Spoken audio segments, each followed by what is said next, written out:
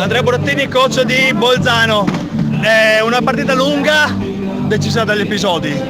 Sì, decisa dagli episodi, una partita comunque intensa, una partita che doveva essere così, perché erano davanti due squadre comunque che hanno buone capacità, buona determinazione, buoni elementi, quindi era normale che fosse stata una partita come questa. Un 3-2 che ha premiato, diciamo, lo spettacolo, siamo riusciti comunque a mettere in scena uno spettacolo buono, e poi sì, per alcuni episodi delle battute fatte meglio da una squadra piuttosto che da un'altra hanno determinato l'andamento dei vari set. Comunque bene così, insomma.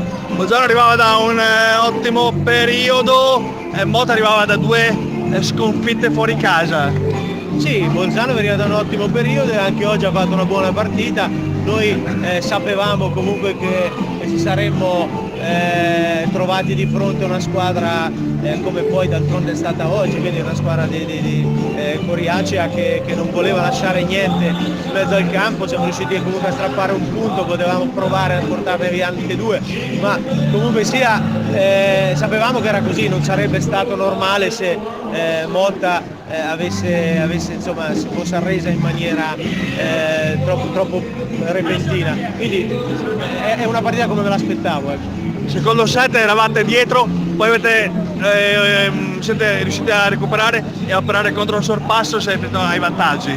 Sì, il secondo set eravamo dietro, siamo riusciti a prendere un bel margine di vantaggio, poi siamo fatti recuperare, insomma è stato un bel set e alla fine anche lì è stato degli episodi che hanno determinato poi il risultato, ma una bella partita, una partita intensa, una partita giocata comunque con tanto agonismo da parte di tutte e due le squadre, quindi un buon match che secondo me stabilisce che Bolzano comunque è in un periodo abbastanza buono di salute e che Motta è uscito dal momento, diciamo, di crisi. Grazie. Niente, grazie a voi. Marco Zingaro, quando il gioco si fa duro i duri cominciano a giocare. Sembra una frase fatta ma non lo è. No, sono molto contento perché abbiamo recuperato una partita che per come erano finiti il secondo e il terzo set, una squadra come la nostra, ed è già successo, poteva accusare il colpo, invece siamo riusciti a rimanere sul pezzo, forse qualche chiacchiera settimanale ci è servita a non mollare, ecco, perché era successo in qualche situazione precedente, forse, non lo so. Fatto sta che siamo stati bravi, due grandi quarto e quinto set.